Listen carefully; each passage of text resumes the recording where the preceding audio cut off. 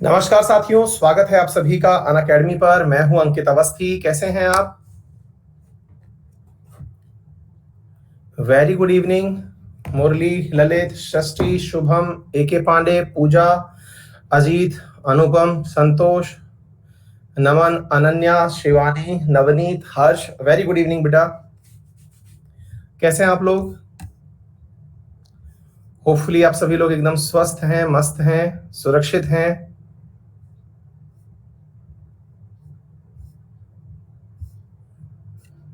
All good,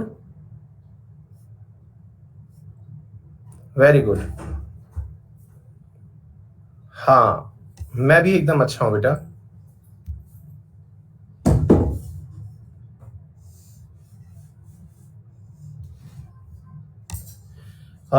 अंकित Mishra, polity के बाद क्या आएगा?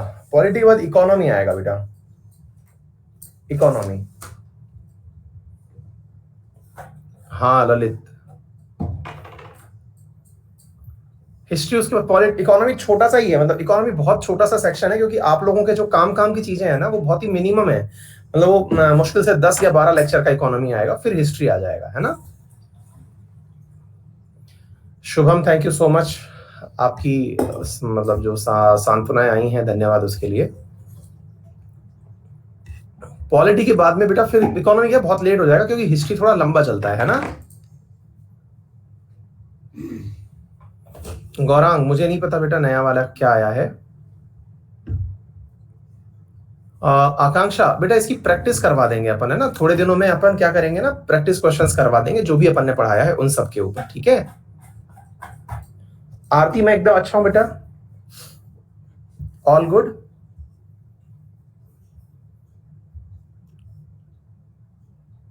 अच्छा, आपकी भी दादी का स्वर्गवास हो गया है, विश्वजीत।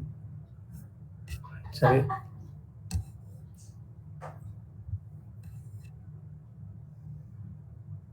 चलो।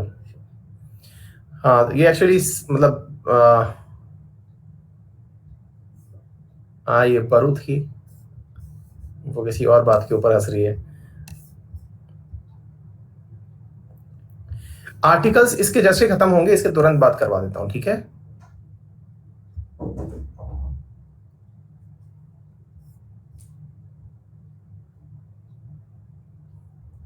हाँ, आज रात की क्लास होगी, अब सारी रेगुलर क्लासेस होंगी, ठीक है बेटा। हाँ, आर्टिकल्स और पार्ट्स मैंने ऑलरेडी कई बार करवा रखे हैं। एक्चुअली क्या है, आर्टिकल्स और वो पार्ट वाला जो हिस्सा है, मैं वो उसको वो जो स्पेशल क्लासेस आती हैं उनमें भी करवा देता हूं, तो इसलिए मैं अभी उसको इसलिए फोर्स नहीं कर रहा, क्योंकि वो फिर से करवा दूंगा तो वो ज्यादा बड़ा इशू है नहीं। वो 2-3 दिन का पार्ट है, वो मैं वैसे ही करवा देता हूँ। बिल्कुल अशोक, करवा देंगे बेटा। सोलंकी, अरे यार, डीप कंडोलेंसेस भाई। सचिन, बहुत बढ़िया। उज्जवल, थैंक यू भाई। हाँ, वही बिगनर टू प्रैक्टिस वाला जो सेशन है ना नमन, वैसा ही शुरू करेंगे। थोड़ा सा है ना, मतलब उसी चीज को लेकर के आते हैं, ठीक है। आइए तो शुरुआत करें। अगर उम्मीद हो आप सब लोग तैयार हो गए हो, काफी दिन से बातचीत नहीं हुई। मैं समझ सकता हूं आप सब लोगों ने क्लासेस को मिस किया होगा, मैंने आपको मिस किया है ना। तो अब हम शुरू करें। आओ बेटा। तो आज हम चल रहे हैं स्टेट लेजिस्लेचर के बारे में बात करने के लिए, राज्यों के साथ में बात करने के लिए कि राज्यों का किस प्रकार से विधान चलता है। जैसे हमने अभी तक ना केंद्र सरकारों के बारे में जानकारी ले ली है, अब हम राज्यों के बारे में चर्चा कर रहे हैं। जैसे राज्यों के बारे में जानकारी के बारे में, वर्तमान में आपको पता है कि भारत के पास 28 राज्य हैं और 8 यूनियन टेरिटरी हैं। 28 राज्यों में वर्तमान में 6 ऐसे राज्य हैं जिनके पास में लेजिस्लेटिव काउंसिल्स हैं। लेजिस्लेटिव काउंसिल्स का मतलब हुआ विधान परिषद भी उपस्थित हैं। क्या चीजें उपस्थित हैं? विधान परिषद भी उपस्थित हैं, ठीक है। वहीं यूनियन टेरिटरी की अगर हम बात करें तो अभी इन 8 में से 2 यूनियन टेरिटरी ऐसी हैं जिनमें से एक का नाम दिल्ली है और दूसरी का नाम पुदुचेरी है। ये 2 यूनियन टेरिटरी ऐसी हैं जिनके पास में क्या है? विधान सभा है। विधान सभा। तो पहले तो हम यही समझते हैं कि इनका मतलब क्या होता है, इनके फर्क क्या पड़ते हैं। और तीसरी union territory most probably Jammu Kashmir होगी। अभी तक उसके पास हुआ नहीं है, लेकिन हो जाएगा, ऐसा सोचने की बात है ना। हाँ, तो वर्तमान में ये है। तो कहने का अर्थ ये है कि 28 राज्य हैं, 28 में से 6। तो ये क्या होती हैं सारी चीजें, आज का हमारा सेशन इन्हीं के ऊपर चलने वाला है। मतलब हम ये सीखने वाले हैं विधान परिषद क्या होती है ना, विधान सभा क्या होती है। हम इन सब बातों को थोड़ा थोड़ा आज करके समझेंगे और इनमें किस प्रकार की व्यवस्थाएं होती हैं वो हम समझेंगे।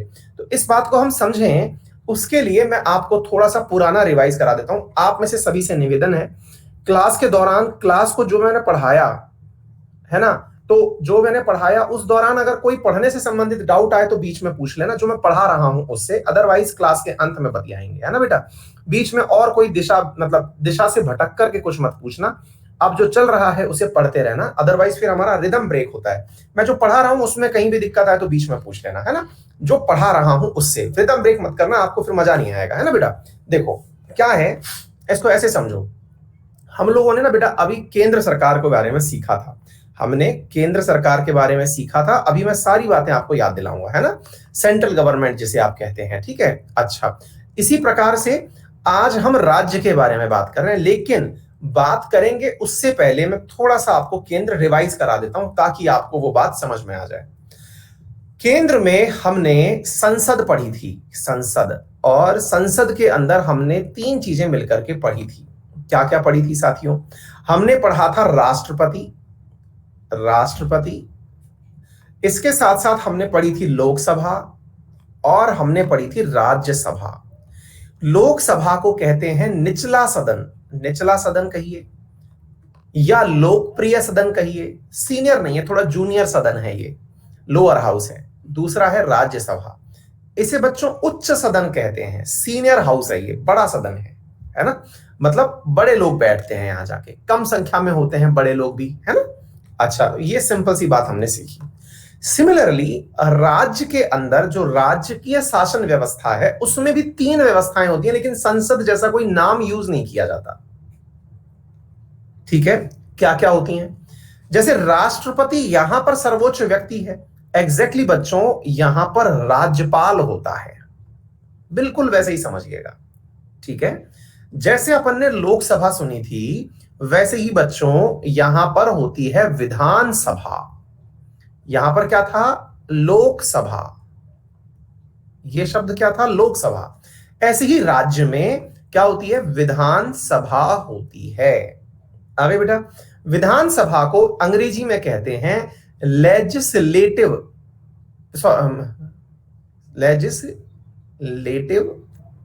असेंबली, ठीक है बेटा। अच्छा, इसको ही बिल्कुल जैसे संसद के समय हमने निचला सदन पढ़ा था, वैसे बच्चों इसको भी निचला सदन कहते हैं। बोलो, इतनी बात समझ में आ गई? जैसे यहां पर लोकसभा निचला सदन था, वैसे ही राज्यों में विधानसभा जो है वो निचला सदन है। इक्विवेलेंट चल रहा है सब कुछ, यानी वैसी की वैसी व्यवस्था चल रही है ना। अच्छा, ऐसे ही साथियों यहां पर एक टर्म और है, उसका नाम है विधान परिषद। क्या नाम है उसका? विधान परिषद। इसे क्या कहते हैं? इसे कहते हैं लेजिस्लेटिव काउंसिल। क्या कहा जाता है? लेजिस्लेटिव काउंसिल, ठीक है। इस लेजिस्लेटिव काउंसिल को हम कहते हैं उच्च सदन। क्या नाम दिया जाता है इसे? उच्च सदन नाम दिया जाता है, यानी ऊपरी हाउस, है ना।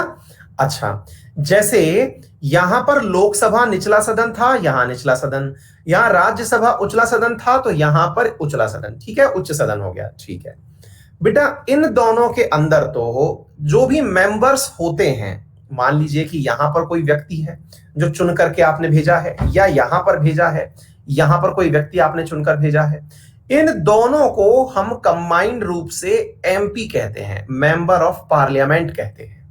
क्या कहते हैं? मेंबर ऑफ पार्लियामेंट, ठीक है। मतलब चाहे इसका मेंबर हो चाहे इसका मेंबर हो, लेकिन विधानसभा वाले को LA, इसे हम MLA कहते हैं, इसे हम MLA, member of legislative assembly कहते हैं, ठीक है बेटा।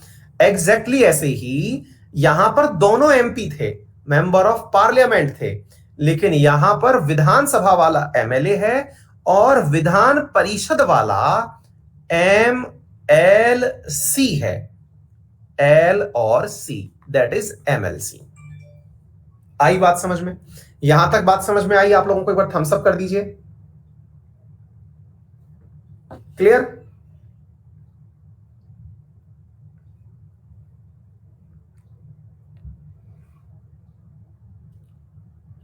एक मिनट होल्ड करना है ना।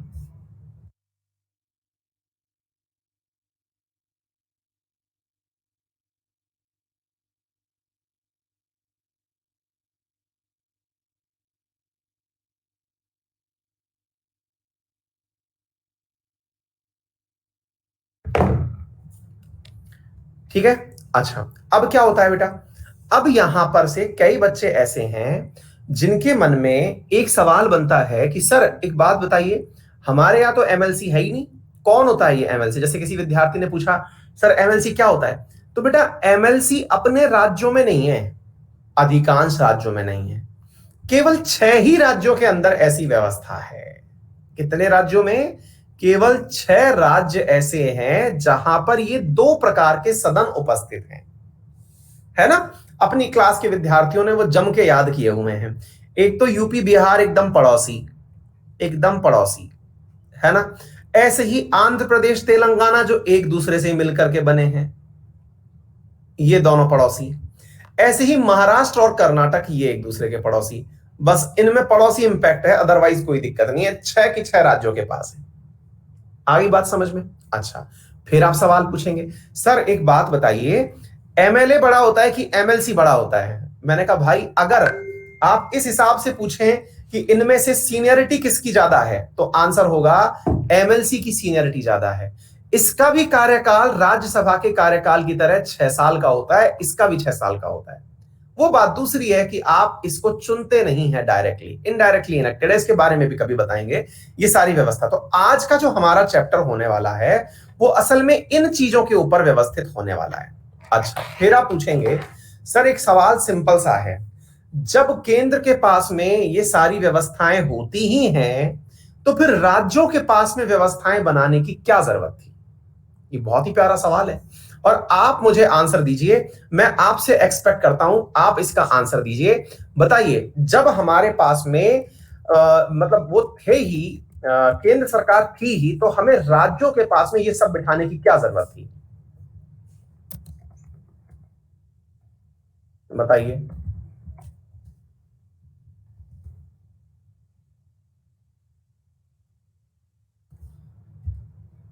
कोई जरूरत नहीं थी। एक विद्यार्थी लिख रहे हैं सर कोई जरूरत ही नहीं थी। बात तो सही है। और कोई विद्यार्थी?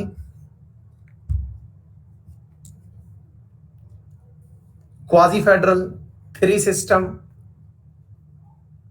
स्टेट मैटर, संघीय प्रणाली, फेडरलिज्म, बातें तो लिख रहे हो आप लोग, लेकिन जो एक कंक्रीट आंसर जिसकी तलाश मुझे है वो नहीं मिल रहा है मुझे।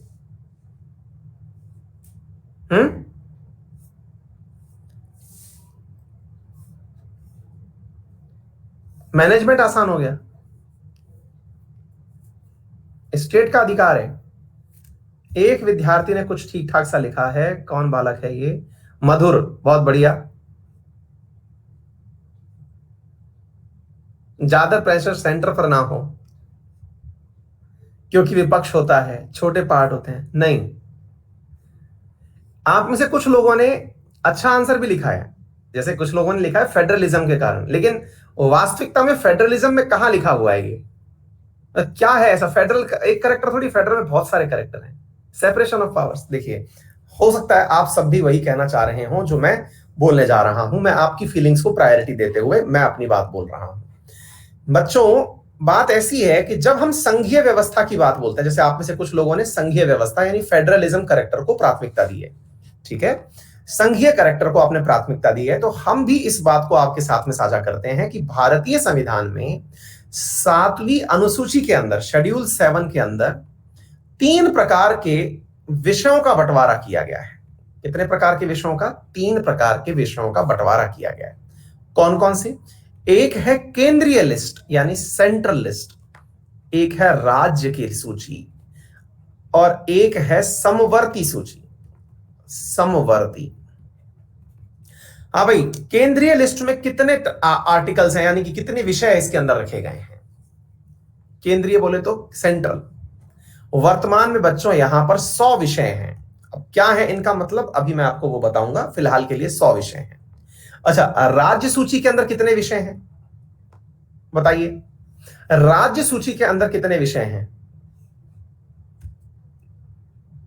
बहुत बढ़िया। 66 विषय जो है मेरे प्यारे साथियों, वो किसके अंदर हैं?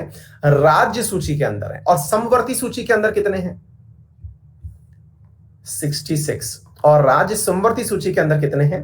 52 जो है वो राज्य सूची के अंदर है। क्लियर? तो कहने का अर्थ यह हुआ,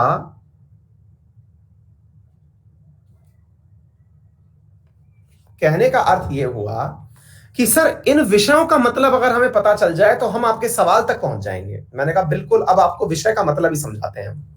विषय का मतलब यह हुआ कि अपन लोगों ने एक ऐसा घर बनाया था अपने घर में, आप भी देखते होंगे कि बहुत सारे काम ऐसे हैं जहां पर हम एक दूसरे के साथ इंटरफेयर नहीं करते। जैसे मैं आपको बताता हूं, आपके परिवार की व्यवस्था को पहचानिए। आपके परिवार में पिताजी का काम अगर पैसे कमा के लाना है, तो माताजी का काम घर को चलाना है। माताजी पिताजी दोनों ही पैसे कमा के लेकर के आ रहे हैं, तो काम वाली बाई का काम घर को चलाना है। अगर सारे के सारे पैसे कमाने गए हैं, तो आपका काम घर को चलाना है। काम का चलाने का मतलब है कि वर्क डिस्ट्रीब्यूशन है, सबके पास में वर्क डिस्ट्रीब्यूशन है। ऐसा नहीं होगा कभी भी कि आज पापा के का मतलब जिस जगह पापा सर्विस करने जाते हैं, वहां आज हमारी मम्मी जी जॉब करने चली जाए, पापा घर पे रह के रोटियां बनाए।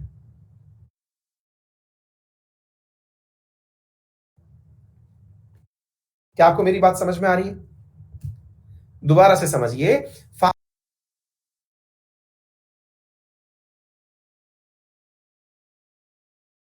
फादर जहां जॉब कर रहे हैं, वहां पर मदर जॉब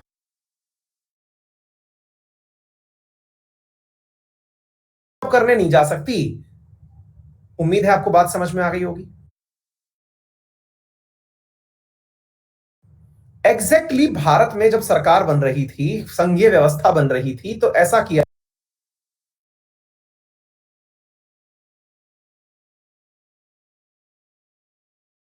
गया कि देखिए सिंपल सी बात है कि केंद्र के पास जो संसद में यहां पर बैठे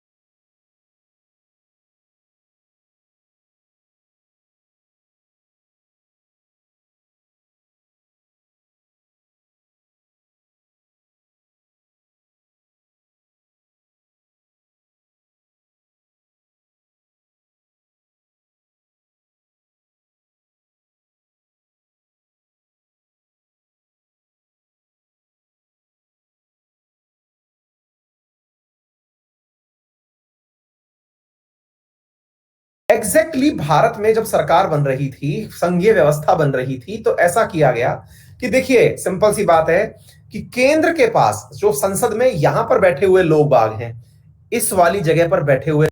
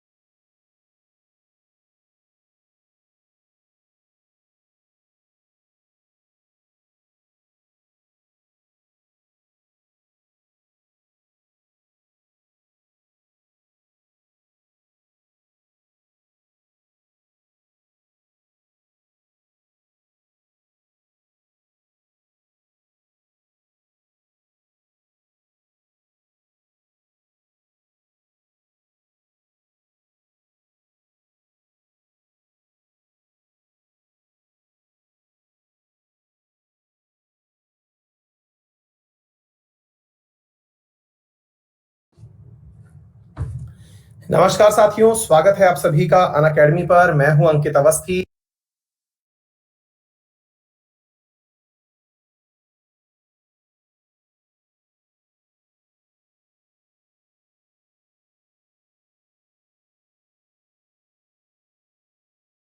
बोले तो सुरक्षा है, विदेशी संबंध है, दैट इज फॉरेन अफेयर्स है। ये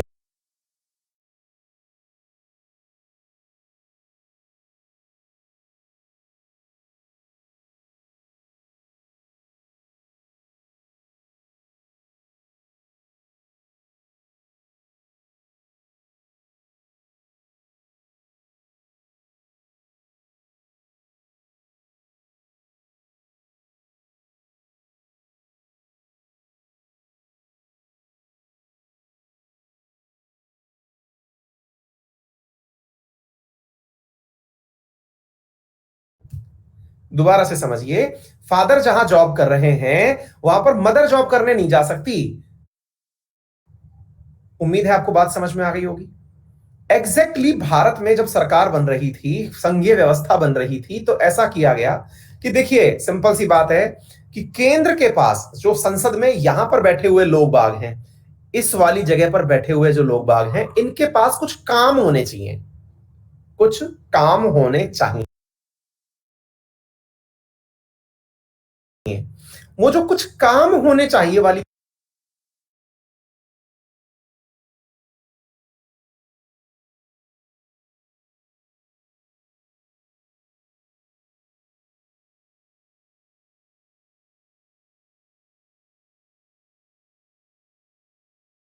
बात है ना, वही है मेरे प्यारे साथियों केंद्रीय सूची, सेंट्रल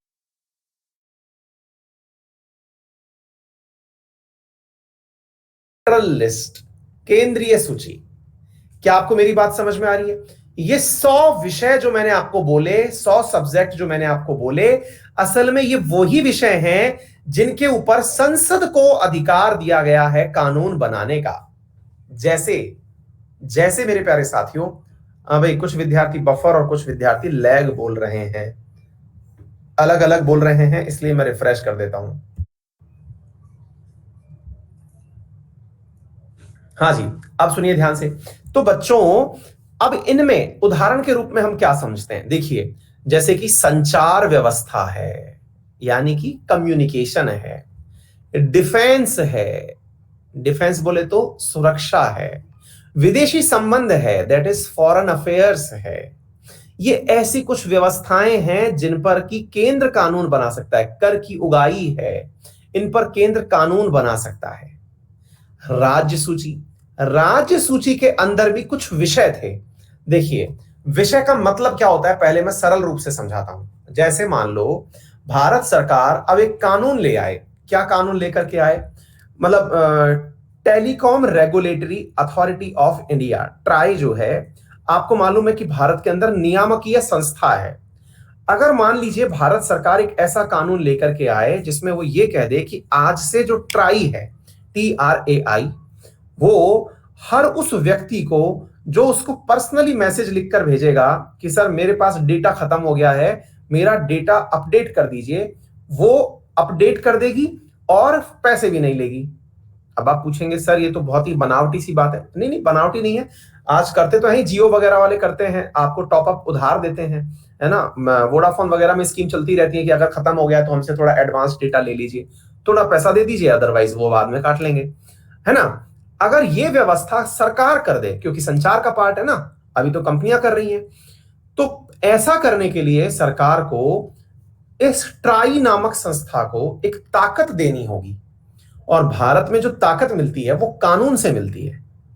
कानून के बिना, यानी एक्ट के बिना, कोई भी कार्य की प्रमाणिकता नहीं है। कोई भी आदेश आदेशहीन है। अगर उसमें सरकार केवल एक आदेश पत्र निकाल दे कि ट्राई को ऐसा करना चाहिए, जरूरी नहीं है कि वो मानने के लिए बाध्य हो। आप कोर्ट में जाए कि नहीं मान रहा, क्योंकि इसके पीछे कोई लीगल वो नहीं है। हाँ, सरकार हो सकता है कि उसकी बैकिंग में फिर कानून पास कर दे। कानून के बिना आप उसे इंप्लीमेंट करने वाली एजेंसीज तक नहीं ले जा सकते। पुलिस वालों को यह नहीं कह सकते कि ट्राई वाले लोगों को गिरफ्तार कर लो, ये मेरा काम नहीं कर रहे। आ गई बात समझ में? तो ऐसी व्यवस्था, ऐसे विषय जिन पर कानून केंद्र बना सकता हो, तो विषय मैंने आपको बता दी। जैसे डिफेंस है, अब डिफेंस में भारत सरकार कानून ये ले आए कि अब से भारत कोई भी सामान भारत का बाहर से नहीं खरीदेगा, जिसको भी बेचना है मेक इन इंडिया बेचेगा। तो ये डिफेंस है, डिफेंस के क्षेत्र में कार्य करना, उम्मीद है आपको समझ में आ गया होगा। एग्जैक्टली अब राज्य सूची की हम बात करते हैं। राज्य सूची के अंदर जैसे मान लीजिए कि आज स्वास्थ्य की बात की जा रही है, शिक्षा की बात की जा रही है, ये सारी चीजें क्या हैं? जैसे आजकल सबसे बड़ा जो कृषि का मुद्दा चल रहा है, कृषि की बात चल रही है, राजस्व की बात चल रही है।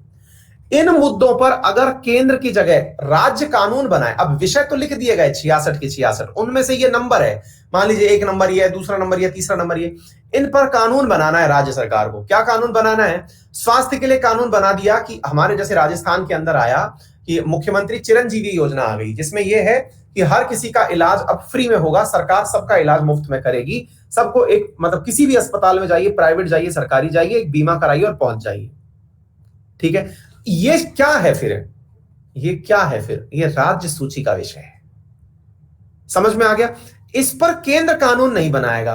तो भाई कानून बनाने के लिए अगर आपने कानून बनाना है तो एक ऐसी संस्था चाहिए जो आपके कानून को अप्रूव करे। वो संस्था ये वाली है। कानून बनाएगी कौन?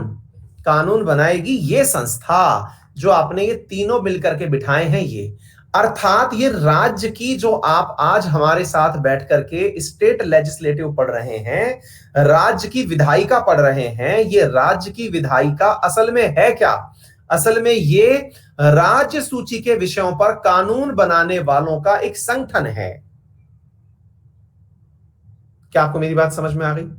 यानी कि एक प्रकार से उन विषयों के ऊपर कानून बना सके, इसके लिए आपने एक संगठन का निर्माण किया, दैट इज राज्य। बोले सर अगर इन विषयों को उठाकर केंद्र को दे दिया जाए तो फिर आपको बिठाने की जरूरत ही नहीं पड़ेगी। किस चीज की जरूरत नहीं पड़ेगी? ना तो लेजिस्लेटिव असेंबली की जरूरत पड़ेगी, ना लेजिस्लेटिव काउंसिल की जरूरत पड़ेगी। अगर राज्य सूची के विषय केंद्रीय सूची में डाल देंगे तो फिर केवल एक ही चीज होगी। बताइए, यहां तक कोई भी दिक्कत हो तो बताएं। Same for UT. अच्छा हाँ, अब यूटी के बारे में भी थोड़ा सा सुन ही लीजिए, क्योंकि कई विद्यार्थी यूटी के बारे में भी क्यूरियोसिटी रखेंगे। सर यूनियन टेरिटरी में क्या होता है? देखो बेटा, वर्तमान में 8 यूनियन टेरिटरी हैं, उनमें से 6 यूनियन टेरिटरी के अंदर जो विषय हैं वो विषय होते ही नहीं है।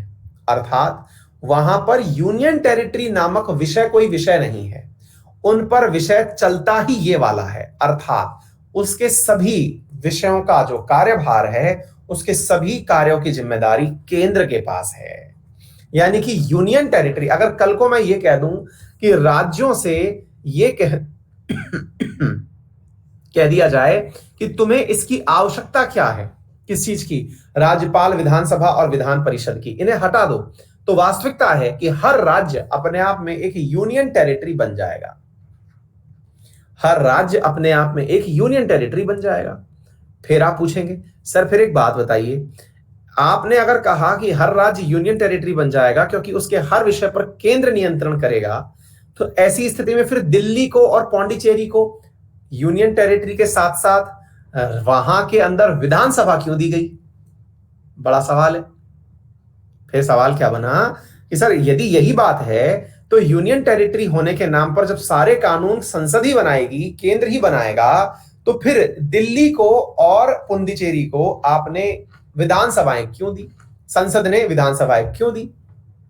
तो बेटा इसके लिए अलग से आर्टिकल ड्रॉ करके ये कहा गया कि चूंकि हर मसले के लिए, भाई कल को पता चल रहा है कि दिल्ली में सड़क में पानी नहीं आ रहा है, या मतलब सड़क में पानी भर गया है, नलों में पानी नहीं आ रहा है, ये सब व्यवस्थाएं चल रही हैं, सड़कें फूटी पड़ी हैं।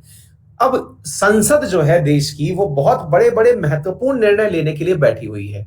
वो निर्णय लेने वाली है कि पाकिस्तान का क्या किया जाए, वो निर्णय लेने वाली है कि वैक्सीन की समस्या को कैसे निपटा जाए, वो इन चीजों पर निर्णय लेने के लिए बैठी है।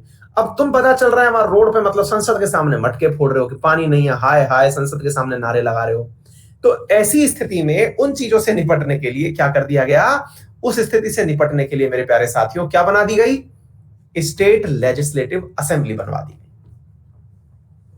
आ गई बात समझ में? फिर आप पूछेंगे अच्छा तो हमारे दिल्ली वाले ज्यादा हाय हाय करेंगे, पौंडीचेरी वाले ज्यादा हाय हाय करेंगे, अंडमान वाले नहीं कर सकते क्या? कर सकते हैं, लेकिन जहां आबादी इतनी कम है कि वहां पर अलग से असेंबली बनाना भी एक खर्चा काउंट किया जाए, उन जगह पर नहीं बनाई गई है। आबादी को क्राइटेरिया मानते हुए अब दिल्ली जैसी जगह जहां करोड़ों में आबादी है, वहां ऑब्वियस है कि वहां राज्यों के बराबर, कई राज्यों से ज्यादा आबादी अकेले दिल्ली की है। तो ऐसी स्थिति में वहां पर क्या किया जाता है, वहां पर उन कार्यों को करने के लिए अलग से व्यवस्था कर दी गई है। क्या आपको मेरी बात समझ में आ गई? यहां तक सारी बातें क्लियर हो गई हो तो हम आगे बढ़े। यूनियन टेरिटरी का वर्ड मीनिंग समझ में आ गया हो। आप में से कई विद्यार्थी एक सवाल पूछते नहीं है, लेकिन मन में होता है, कई पूछ भी लेते हैं जब थोड़ा सा ज्यादा गहन चिंतन कर लेते हैं। सवाल ये होता है कि सर एक बात बताइए, यूनियन टेरिटरी बनाई क्यों जाती है? भाई एक मतलब बहुत ही बेसिक सा सवाल बन गया, सर यूनियन टेरिटरी बनाई क्यों जाती है? हाँ, एक विद्यार्थी समवर्ती सूची भी पूछ रहा है, बता देता हूं बेटा। समवर्ती सूची क्या है ये भी मैं बता देता हूं बेटा। ये वो है जिसमें कोई भी कानून बना सकता है, केंद्र भी कानून बना सकता है, राज्य भी कानून बना सकता है, ऐसे विषय जिन पर दोनों कानून बना सकते हैं, है ना? तो दोनों कानून बना सकते हो वो सूची समवर्ती सूची, वो सूची क्या कहलाती है? समवर्ती सूची, यानी कंकरेंट लिस्ट कहलाती है। ठीक है ना? अच्छा, फिर सवाल बनता है, सर कौन में से दोनों ने कानून बना दिए तो क्या होगा? तो केंद्र का कानून माना जाएगा। ये तथ्य एडिशनली आप याद रख सकते हैं। ठीक है?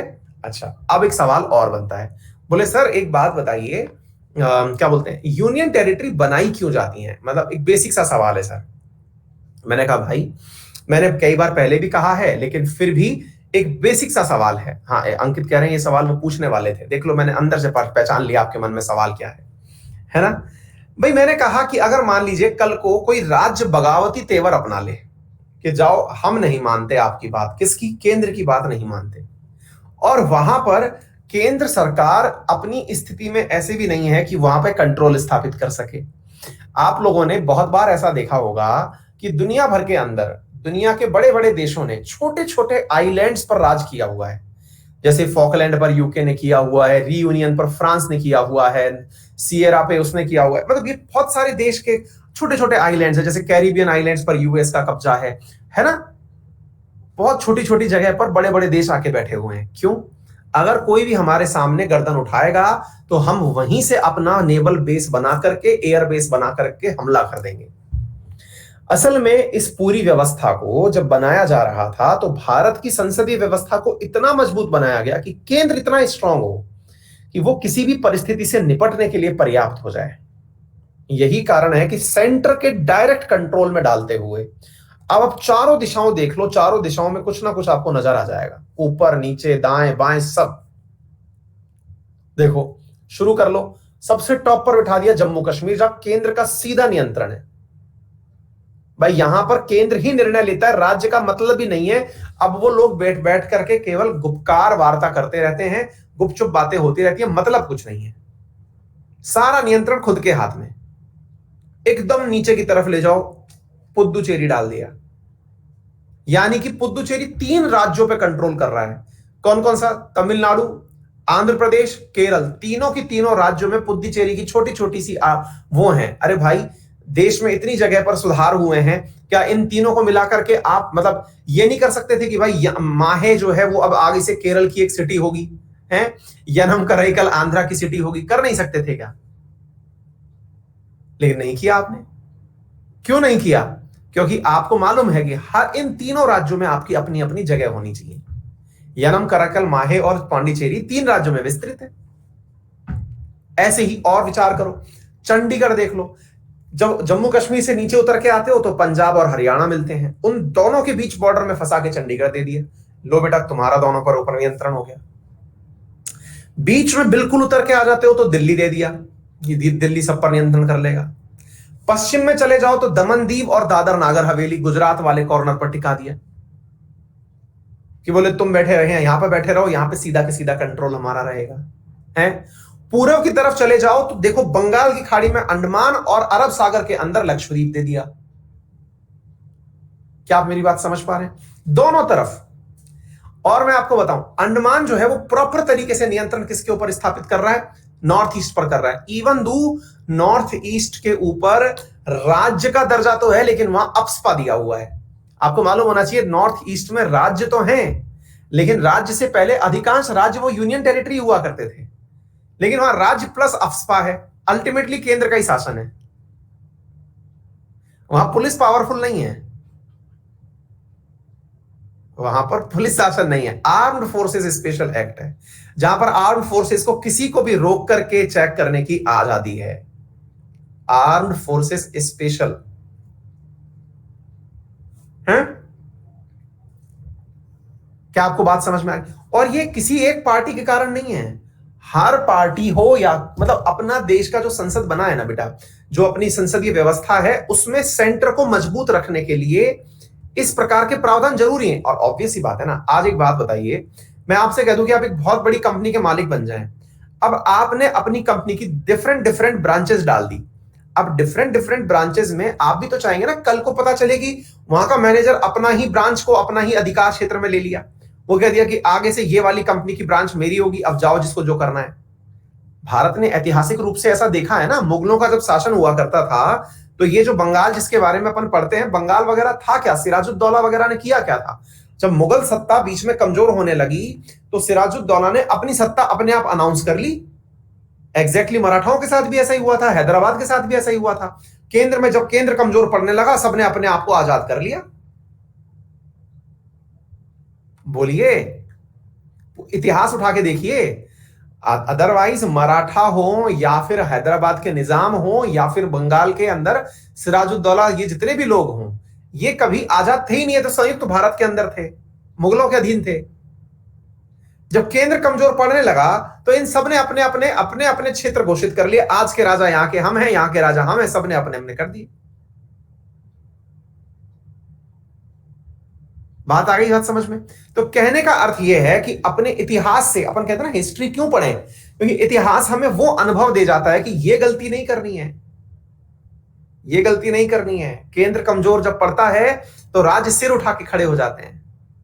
इस गलती से बचने के लिए सारा कारनामा हुआ, ठीक है ना? क्योंकि अल्टीमेटली हर किसी को अपना राजा बनने का शौक होता है। क्लियर है? हाँ, जैसे आज देख लो नागालैंड की मांग चल रही है ना, टिपरा लैंड की मांग चल रही है, बोडोलैंड की मांग चल रही है, ये सब इसी प्रकार से तो है। ठीक है, उम्मीद है कि आप सभी लोग अब अच्छे से इस बात को समझ गए हैं। ठीक है, राज्य की कार्यपालिका के अंदर एडवोकेट जनरल हम पढ़ेंगे, ठीक है ना, इस चीज को आप पढ़ेंगे। हाँ भाई, एक इसमें एरर है, इसको करेक्ट कर लीजिएगा, 8 केंद्र शासित प्रदेश। ठीक है, ये मतलब अपडेटेड इतना ही था, इसके अंतर्गत वो 26 जनवरी से पहले का होगा ये, होपफुली इन्होंने वहां से करेक्ट नहीं किया। ठीक है बेटा, चलिए, तो उम्मीद है आपको ये बातें समझ में आ गई होंगी। आज हम क्या क्या चर्चा करने वाले हैं, तो सबसे पहली चीज जो हम चर्चा करने वाले हैं दैट इज गवर्नर। मतलब सब्जेक्ट के अंदर पकड़ बन गई कि हम क्या कर रहे हैं और क्यों कर रहे हैं। आइए गवर्नर के बारे में बात करते हैं। अब बड़ा सवाल ये, हमको जब तक ये बात समझ में नहीं आएगी, कौन सी बात, कि अल्टीमेटली चाहत क्या है देश को बनाए रखने की। देखिए, आज मैं राजस्थान से हूं, आप यूपी से, बिहार से, झारखंड, उड़ीसा, महाराष्ट्र, भारत किसी भी कॉर्नर से हैं, हम सब कितने भी अच्छे राज्य से हों, कैसे भी बुरे राज्य से हों, किसी भी आधार पर अच्छे बुरे राज्य से हों, हम चाहते यही है कि देश एक रहे। हम यही चाहते हैं, देश एक रहे, यानी इंडिया इंडिया रहे। कभी भी मैं राजस्थानी होकर के ये नहीं चाहता कि मेरा राजस्थान अलग हो जाए, आप किसी भी राज्य के होकर के ये नहीं चाहेंगे कि आपका राज्य अलग हो जाए। हम सब देश को एक चाहते हैं, लेकिन कई पृथकतावादी ताकतें, सेपरेटिस्ट, क्योंकि हम लोग तो शासन में नहीं है ना, जो शासन में है वो क्या चाहता है कि उसका शासन बरकरार रहे। हम सब चाहते हैं कि इंडिया रहे, एक मतलब अखंड भारत रहे। अब ऐसी स्थिति में बच्चों, अगर हम लोग ये सोचें कि देश को एक बनाने के लिए संसद ने क्या व्यवस्था की, या फिर यदि हम देखें कि हमारे संविधान ने क्या व्यवस्था की थी, है ना भाई, हमारे संविधान ने भी तो कुछ व्यवस्थाएं की होगी कि इसको पूरा एक कैसे रख सकते हैं। तो ऐसी स्थिति में संविधान ने व्यवस्था करी सबसे पहले गवर्नर की, राज्यों के ऊपर पकड़ बनाने के लिए। गवर्नर वो व्यक्ति है जिसको आप ये समझ लीजिए कि वो केंद्र के यानी सेंट्रल गवर्नमेंट की नाक, कान, आंख सब कुछ वही है, क्योंकि वो ऐसी पोजीशन पर बैठा हुआ है जिसके बिना पूछे राज्य कोई कानून नहीं बना सकता। राज्य के अंदर अगर कोई भी गड़बड़ है तो ये एक प्रकार से वो व्यक्ति है जो तुरंत केंद्र को सूचित करता है, सर सब कुछ ठीक नहीं चल रहा है, जल्दी से आ जाइए, मामला संभाल लीजिए। ये लोग आपके साथ जुड़ करके विश्वास नहीं रखना चाहते। ये वो आदमी है। आप पूछते हैं गवर्नर बनाने की योग्यता क्या है? योग्यता कुछ नहीं है, ये सब बकवास बातें लिखी हुई हैं। इंडियन सिटीजन, 35 साल, ये तो है ही, मतलब ये तो आप फिर भी याद कर लेंगे। असल में वो केंद्र का वफादार होना चाहिए। ये लाइन कोई लिखता नहीं है। वो क्या होना चाहिए? केंद्र का वफादार। आप पूछेंगे सर आजकल तो मतलब जो राज्यपाल हैं इन्होंने तो हद ही कर दी है, भगत सिंह कोश्यारी मतलब उसको फडणवीस को शासन दिलवा दिए, केंद्र के कहने पर ही चलते हैं, केंद्र के पपेट है। अरे भाई, आपके संसद ने, संविधान निर्माताओं ने डिजाइन ही ऐसा किया है। आज वर्तमान में आप पॉलिटिक्स समझने लगे हैं तो आपको पॉलिटिकल पार्टीज के अच्छाइयां और बुराइयां पता चलने लगी हैं, लेकिन देश जब से बना है तब से ऐसे है और आगे भी ऐसे ही रहेगा। यह सशक्त भारत के लिए बहुत ज्यादा जरूरी चीज है। अगर नहीं होता तो सरकारिया आयोग पागल नहीं था, पुंछी आयोग पागल नहीं था, जिसने राज्यपाल के पद को खत्म करने की नहीं अपितु मजबूत करने की सिफारिश की। उसने कहा राज्यपाल तो और अच्छा आदमी बिठाइए।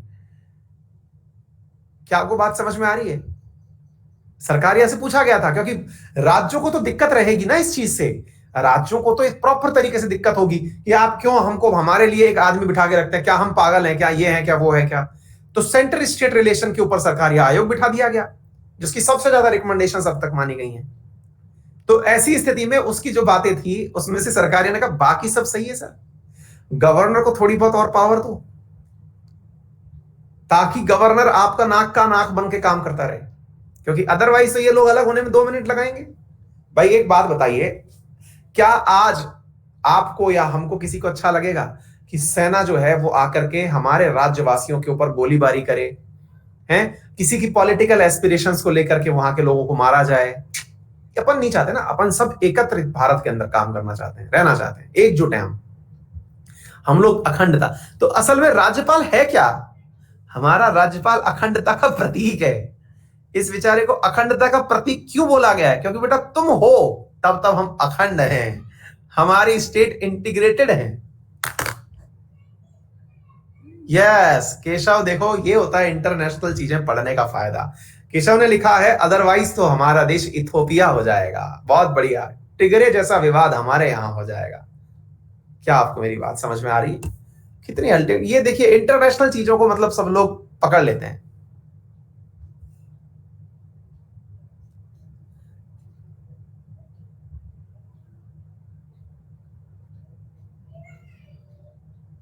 हर्षा, किसको क्या कह रही हो बेटा?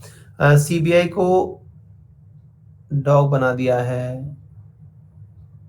बाई डॉग बना दिया। अरे ये सब बातें है ना, आप लोग जो व्हाट्सएप यूनिवर्सिटी से पढ़ करके बातें लिखते हैं ना, मेरी क्लासेस उन लोगों के लिए कतई नहीं है ना। यहाँ थोड़ा ज्ञान की बातें होती हैं। जो व्हाट्सएप का ज्ञान लेकर के चले आते हैं ना कि मतलब सीबीआई ने तो सीबीआई को यूं बना दिया है, ये विपक्ष का काम है। विपक्ष को भी काम करना बहुत जरूरी है ताकि केंद्र कंट्रोल में रहे, पक्ष कंट्रोल में रहे, सरकार कंट्रोल में रहे, है ना। ये व्हाट्सएप यूनिवर्सिटी का ज्ञान लेकर के मुझे ज्ञान मत दो यहाँ आकर के, है ना। मतलब एक दूसरे को मत कोसो, पॉलिटिकल बहसबाजी यहाँ बच्चों से आपस में मत करो, है ना। हाँ, एक विद्यार्थी ने अच्छा सवाल पूछा है, क्या लिखा है उसने? सर सीएम राज्यसभा में मीटिंग करता है, राज्यसभा में मीटिंग करता है? प्रिया, नहीं बेटा, गलत। हाँ अशोक, बिल्कुल, है ना। तो कहने का मीनिंग समझ करके चलिए। गवर्नर का मीनिंग बताइए। गवर्नर का मतलब राज्यपाल बेटा, लिखा तो है ना। आइए, हर प्रकार की दुनियादारी सीखने का यही तो फायदा है। आपको पता है अपने जितने भी स्वतंत्रता सेनानी हुए हैं ना, उन्होंने पूरा वर्ल्ड की स्टडी इसलिए करी, वो पूरी दुनिया को। और आप भी इसी तरह से, आपको करंट अफेयर्स के माध्यम से, कई आप में से विद्यार्थी होते हैं जो कहते हैं मैं इंटरनेशनल रिलेशन नहीं पढ़ना चाहता। असल में आप इंटरनेशनल रिलेशन नहीं, आप असल में आप अपने आप को आगे ले जाना ही नहीं चाहते। इंटरनेशनल रिलेशन परीक्षाओं के लिए नहीं पढ़ा जाता है, आपको वो एक दिशा देता है कि दुनिया में क्या हो रहा है। आपके यहां कुछ यूनिक हो रहा है कि दुनिया में कहीं हो चुका है? अगर हो रहा है तो दुनिया में जब पहले ऐसा हुआ था तो क्या हुआ, दुनिया में अब ऐसा हो रहा है तो क्या होगा। ये बहुत गहरी बात है। मतलब जिसको अंतरराष्ट्रीय संबंध समझ में आ गए, ये मान के चलिएगा कि वो एक भविष्योन्मुखी व्यक्ति है। परीक्षाओं के लिए नहीं, वो व्यक्ति उसकी मतलब व्यक्तित्व में ही परिवर्तन आ गया है, वो चीजों को देखना सीख गया है, भला बुरा सीख गया है। कभी आएंगे इस बात के ऊपर। तो राज्यपाल कौन है? तो नाक कान गला आंख मुंह सब है, मतलब ईएनटी डिपार्टमेंट है पूरा केंद्र का, ठीक है। वर्तमान में उसकी कंडीशंस ये है कि वो इंडियन सिटीजन होना चाहिए, 35 साल का होना चाहिए, और उसे कोई भी लाभ का पद नहीं रखना चाहिए, है ना। ये चीज कहीं नहीं लिखते हैं कि वो केंद्र का वफादार होना चाहिए, आप भी मत लिखना, लेकिन समझ के चलना। He should not be the member of either house of the parliament, वो किसी भी सदन का हिस्सा नहीं होना चाहिए, और स्टेट लेजिस्लेटिव असेंबली, ना तो वो एमपी होना चाहिए, ना ही वो संसद का मेंबर होना चाहिए, विधायक होना चाहिए, कुछ नहीं होना चाहिए। He should not be the resident of the same state, ये चीज आपको जरूर याद रखनी है। वो उस राज्य का भी नहीं होना चाहिए। ये क्या चक्कर है सर? मतलब अगर कोई ये पूछ ले, सर मान लीजिए कि सर राजस्थान का कोई व्यक्ति राजस्थान में आकर के वो नहीं बन सकता क्या राज्यपाल? नहीं बन सकता। अब एक विद्यार्थी पूछ रहे हैं राजकमल क्यों सर? ललित भी पूछ रहे हैं क्यों? दिमाग ही नहीं लगा रहे आप लोग, दिमाग ही नहीं लगा रहे। भाई तुम अपने ही राज्य में राज्यपाल बन के आ गए तो तुम केंद्र की सुनोगे क्या? कॉमन सेंस लगाओ, कॉमन सेंस लगाओ। मैंने तुम लोगों को जो बात सिखाई वो एक सबसे बड़ी बात थी कि राज्य बगावती हो सकते हैं। बगावती को बचाने के लिए तुम्हारे पास में जो राज्य का नेता आए या राज्यपाल जो आए वो सेम स्टेट का होना ही नहीं चाहिए, अदरवाइज सब आपस में मिलकर खुद के राज्य की बात करेंगे। फिर वो राज्य का, फिर वो केंद्र का वफादार कैसे होगा? फिर वो केंद्र का वफादार कैसे होगा? है? आप जरा सोच के देखिए, अगर मान लीजिए राज्य में, हमारे राजस्थान के अंदर या बंगाल के अंदर, किसी भी राज्य के अंदर कोई भी राज्यपाल वही राज्य का आ जाए और उसको पॉलिटिकल पार्टी ये कह दे कि सर सुनो, अभी तो राज्यपाल बने बैठे हो, कुछ काम धाम तो है नहीं, बस बैठे हुए हो कि हाँ आप मतलब एक नॉमिनल हेड बन के बैठे हो, हम आपको ऑफर देते हैं, अपन सब सेट कर लेते हैं मामला और घोषित कर दो कि अपना राज चलेगा, ठीक है। आप केंद्र में जाने मत दो ना सारी न्यूज व्यूज क्या चल रहा है, आप और अपन सब सेट कर लो, आपको क्या चाहिए बताओ, आपके बच्चे को नौकरी चाहिए हम दिलवा देंगे, यहाँ प्लॉट चाहिए बढ़िया सा प्लॉट दिलवा देंगे, बंगला चाहिए, गाड़ी चाहिए, क्या चाहिए बोलो, आगे खबर मत दो, मिल जाओ, साथ में सेट हो जाओ, है पूरा मामला करप्ट हो जाएगा। ऐसा नहीं होने देता भाई साहब। राज्यपाल तो हर चीज को, और जहां पर कोई भी मतलब बचाने की कोशिश करता है ना कि नहीं राज्यपाल को नहीं बचाना है, भाई साहब वहां राज्यपाल तो ढूंढ करके कानूनों का हवाला और दे देता है, मुझको हर चीज जानने का अधिकार है, बात क्या हो रही है, कैबिनेट की मीटिंग क्या हुई और उस मीटिंग के अंदर क्या डिस्कशन हुआ, मेरा अधिकार है जानने का। और आपको पता है सुप्रीम कोर्ट भी इस मामले में कुछ नहीं कहती। सुप्रीम कोर्ट जानती है अगर केंद्र नहीं बचा तो सुप्रीम कोर्ट भी नहीं बचेगी, तो इसलिए केंद्र भी कभी भी सुप्रीम कोर्ट भी कभी केंद्र के खिलाफ नहीं जाती है इस मामले में। राज्यपाल की शक्तियों के ऊपर कभी भी केंद्र, हाँ राष्ट्रपति शासन के ऊपर दो तीन पांच करती है वो, लेकिन एकदम अपोजिट नहीं जाती है, ठीक है ना। अच्छा फिर चलते हैं, अपॉइंटमेंट कौन करता है? तो देखिए governor is not elected directly और इनडायरेक्टली, वो चुना नहीं जाता है, तो केवल प्रेसिडेंट के द्वारा बिठा दिया जाता है, by the president of India as per the suggestion by the central government. केंद्र ने कहा इसको बिठा दो, बिठा दिया, प्रसाद पर्यंत लीजिए राज्यपाल भव, ठीक है। The president is required to consult the chief minister of the state concern, यहां पर कहा गया है कि पूछ लेना चाहिए मुख्यमंत्री महोदय से कि हाँ भाई भगत सिंह जी को भेज रहे हैं, भेज दें क्या? भेज दीजिए। President may appoint a governor for two or more state, एक से ज्यादा राज्यों के लिए, जैसे भगत सिंह जी यानी भगत सिंह कोश्यारी जो हैं वो गोवा के भी हैं, आनंदीबेन पटेल मुख्यमंत्री, आनंदीबेन पटेल एमपी की भी हैं और यूपी की भी हैं राज्यपाल, क्लियर। अच्छा प्रोविजन एडेड, ये 7th अमेंडमेंट एक्ट के द्वारा इस बात को जोड़ा गया था। When the same person is appointed as the governor of two or more state, his salary and allowances are shared by the state, बिल्कुल वैसे ही जैसे अपन ने कोर्ट के केस में पढ़ा था। The chief justice of high court administer the oath of government, कई बार ये वाला सवाल पूछ लिया जाता है गवर्नर को शपथ कौन दिलाता है, ठीक है। फिलहाल के लिए इतना ही, उम्मीद है आप सभी साथियों को ये बातें अच्छे से समझ में आ गई होंगी, आगे इसके बारे में फिर और पढ़ेंगे, ठीक है। That's all for today. 7:30 फिर मिलते हैं एक करंट इशू के साथ में। अभी रिसेंटली क्या अडानी के शेयर गिर गए हैं, सेबी ने जांच शुरू कर दी है, अडानी के साथ क्या हुआ है जानने के लिए 7:30 मिलते हैं।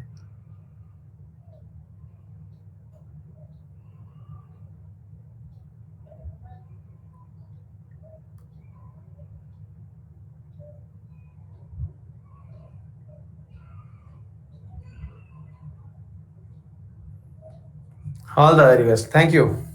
7:30 बजे वाईफाई स्टडी 2.0 पर मुलाकात होगी आप सबसे। 2 दिन नहीं हुई तो मैंने देखा कि आप जैसा करंट अफेयर कोई नहीं पढ़ाता है यूट्यूब पर। मैंने सारे चैनल सर्च मार दिए, आप जैसा कोई नहीं। सर्च क्यों मारे तुमने?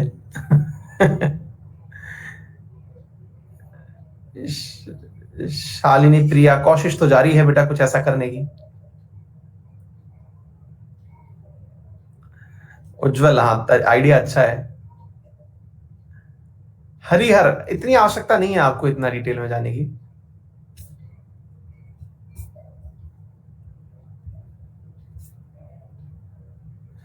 चलिए, ऑल द वेरी बेस्ट, मिलते हैं थोड़ी देर में, ठीक है? Thank you.